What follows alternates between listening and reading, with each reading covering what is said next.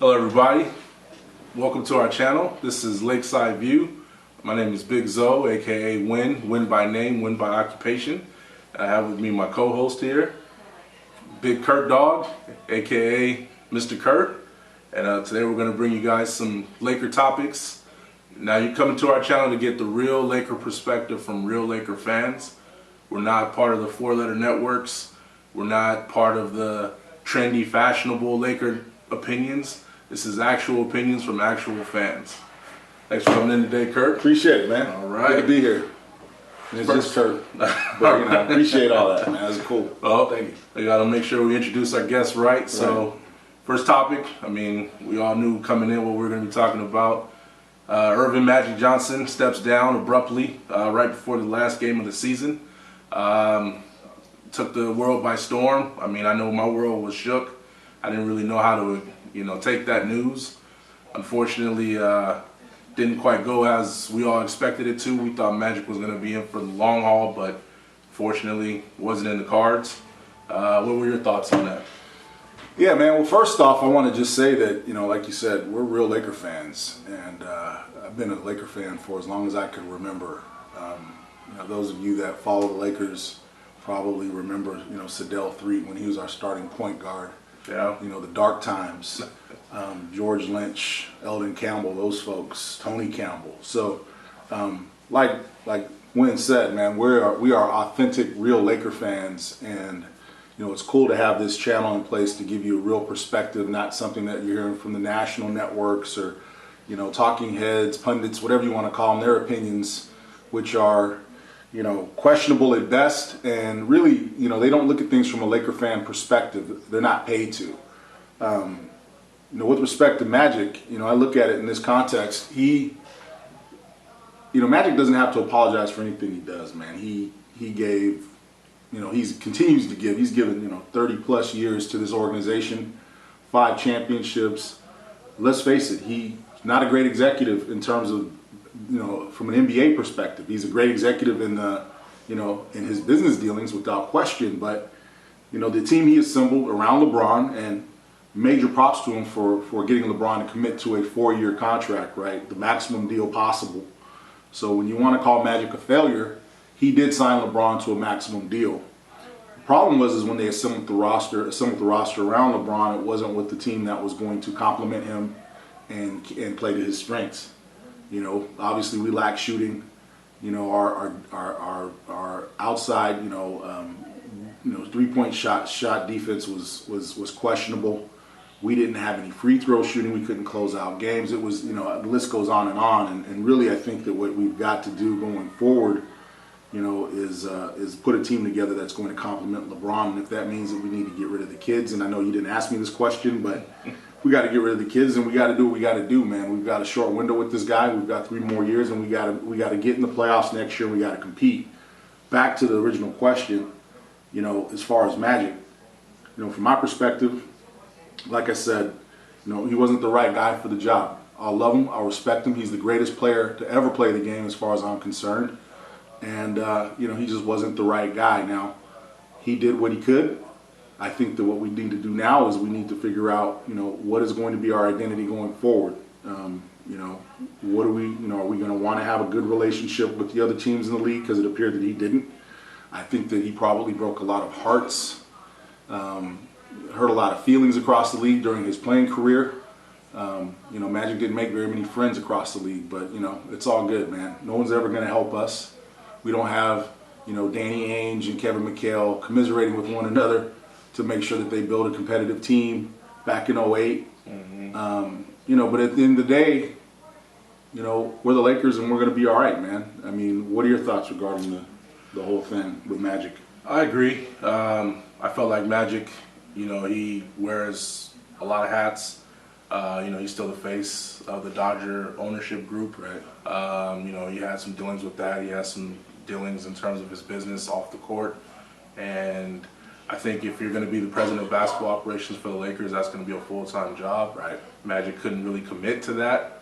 I don't fault him for it. He figured we're just going to, set the team in place and kind of let it go on autopilot. And unfortunately, in today's NBA, you just can't do that. You have to, literally be there from, sunset to, sunset the next day. You got to kind of be there 24 hours. And again, I don't begrudge Magic for it. He spoke candidly when he said, I want to go back to being Magic. I don't want to get fined for saying Russell Westbrook's name. I don't want to get fined for saying, Giannis should be MVP or whatever it was. It's a fickle league that, we're dealing with now. And unfortunately, it kind of put Magic in a situation where he felt like he just didn't want to do it. And, again, as surprising as it was for everybody for him to do it before the last game of the season, I think what he wanted to do was bring LeBron in, and he said we're going to get another superstar. I completely agree with him. I think that's the direction the team needs to go in. We need to pick up another superstar so we can compete right away, and kind of change the philosophy. And I think that I just want to say good luck to Magic. Hopefully he finds the happiness he once had, and again, he'll be around still. He's not gonna leave the team. He's gonna still be a consultant or in some capacity with the team. So I'm definitely looking forward to what we do in the future. You made an interesting point, man. You mentioned that he got tired of getting fined when he answered a question that he was asked. Here's Magic Johnson, man. This guy, and you could say with Larry Bird, and I'll give Bird his props. With Bird, they single-handedly brought the league back from brink of extinction. The brink of exactly. They were on the verge of going bankrupt. Yeah. They were airing finals games.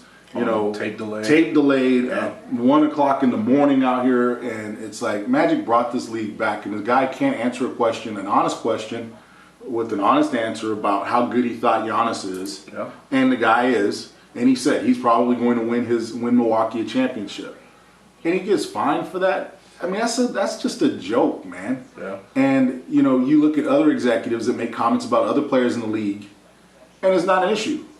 It's not an issue at all. Whether it's just a passing comment, or talking about maybe they're not talking about them in terms of a free agent, pursuing them in free agency, but they're talking about them. They make comments about these other players. It's not like they're oblivious to them. I've never seen anyone get fined $1 million for making a tongue-in-cheek remark about Paul George, and basically complimenting a guy and saying that he's going to bring his franchise a championship. That's one of the most ridiculous things I've ever seen in my life. And at the end of the day, I don't blame the guy for walking away. It's kind of like, I gave you all of this. I gave you everything I had, and this is the thanks I get. And these morons that want to act like he's a laughing stock and people are laughing. And, the comments about Jerry West laughed at the trade that they, felt like he stole Ivica Zubac from us. And it's like, dude, Ivica Zubac is a 12th man at best. So you got a 12th man for a 13th man. Yeah. Didn't really help him yesterday. At the end of the day, who cares? That is a fringe deal, and it was based on finances. Yeah. They wanted to get rid of Beasley, and it was a financial decision. It had nothing to do with the ability. Those guys are not going to be in the league in 2 years. Right.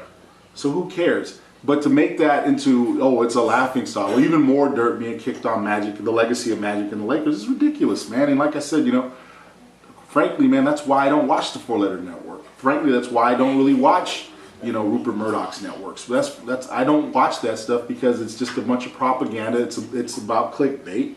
And again, if you're watching this channel, you're a legit Laker fan. This channel is not for, and I'm not speaking for you, Wim. This channel is not for those people that don't care about the Lakers, that are gloating that we're not in the playoffs again. No, this channel is for people that love the Lakers and want to see us get back to where we're supposed to be, which is running things in the league.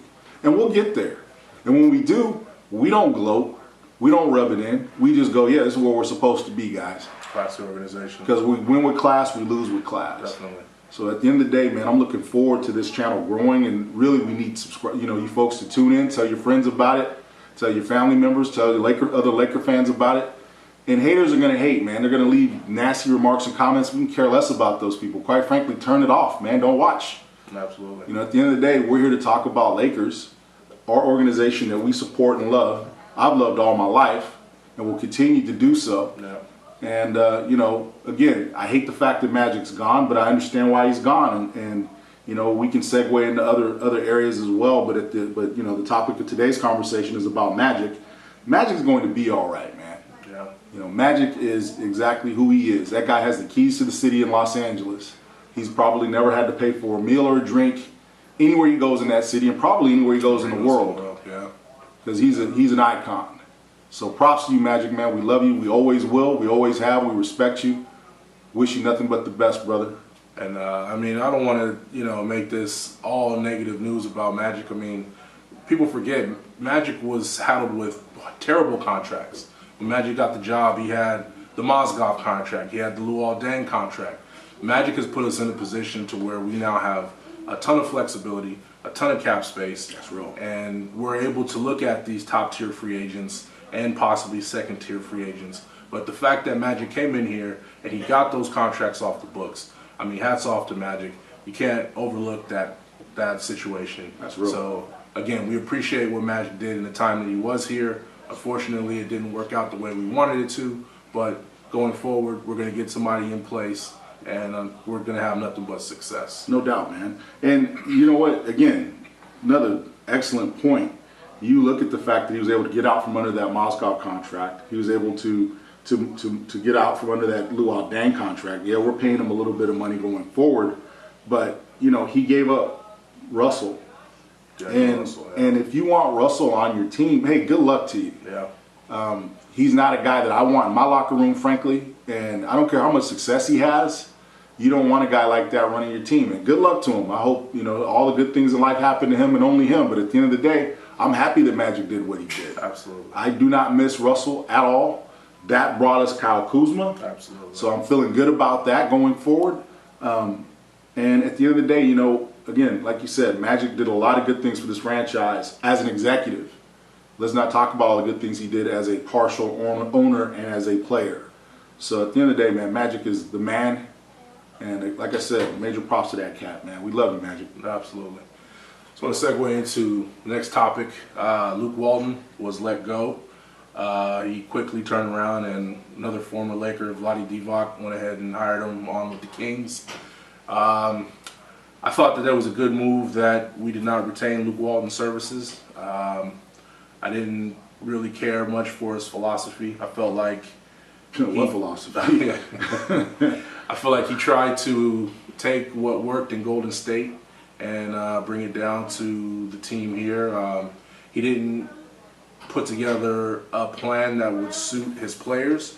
He tried to put a square peg into a round hole. Yeah. Knowing that the personnel that we had wasn't Golden State, he didn't change, he didn't adapt, and I think that it ultimately cost him his job. I know everybody here, in the Laker organization, they loved him, but in this particular situation, it just didn't work out. I mean, what are your thoughts? Let's peel that onion back. You talked about his philosophy. We didn't have an offensive identity under Luke Walton. Right. We really didn't have a defensive identity under Luke Walton. We began to develop one interior-wise in terms of funneling folks into the paint. You had Tyson Chandler coming off the bench. You had JaVale McGee, who were definitely rim protectors. Mm-hmm. But then he stopped playing those guys for long periods of time. He decided to focus on, highlight, showcase, whatever, Zubac. And, Zubac was a good, decent, low-post player. Not knocking the kid. He gave us what he had. I have major respect for the kid. But again, I don't think he's going to be in the league in 2 years. And if we're trying to win now, he made too many decisions from a personnel standpoint where he, would play guys and he wouldn't play guys. He was inconsistent in his rotation. We offensively, I don't even want to say we stagnated in the half court. It was non-existent. Yeah. Our half court offense it took me back to Kobe Bryant in 05 and 06. Yeah. And it was like everybody stand around and watch LeBron and hope and pray that he makes a shot. Yeah. And there was no movement of offense. There was no flow to it. Again, we weren't even running high pick and roll until later in the season. Yeah. And it was like, that's just a basic offensive principle, man, basic offensive concept. And it was like, Luke, what are we doing? And let me just stop. I love Luke Walton. He got 2 rings with the squad, man. I love Luke. I got nothing but respect for the guy. I followed him at Arizona. He was one of my favorite players in college. Nothing but love and respect for that kid. I call him a kid because I'm a lot older than him. But at the end of the day, man, Luke was not the right coach. I love Byron Scott. I felt the same way about Byron Scott. Love him. He's one of my favorite all-time players. Love B. Scott. Not the right coach for our organization. And Luke Walton is not the right coach for our organization. Not going forward. Maybe he will be one day, but I don't know that they'll ever reconcile and will ever come back. But right now, the problem with Luke was, again, he mismanaged his personnel. He didn't build a foundation in terms of offensive, defensive principles. And then the other thing that I think most Laker fans recognize is his staff was, with the exception of B. Shaw, was all of his boys from college. Yeah, Miles Simon, Judd Bush, so, all Arizona. It's like he gave all of his boys an opportunity to coach, and that's great, but we needed some guys that were veterans in the league that understood, the ins and outs in terms of how to run an offense, in terms of establishing a defensive identity, and we never did that under Luke. So again, all the best to him, man. Nothing but love to that guy. But he wasn't the right coach. I agree. So what are your thoughts? You alluded to it earlier. Luke's, lack of philosophy, lack of in-game adjustments. I mean, the Houston game comes to mind. We were tied late in the game. Yep. Chris Paul and Rajon Rondo get into it. We lose Brandon Ingram, and then what happens? We have a break in the game, and then Houston runs off about 8 or 10 points straight, and we never recovered. I mean, having LeBron James on the court, there is just no excuse for that. No. You got to use your timeout.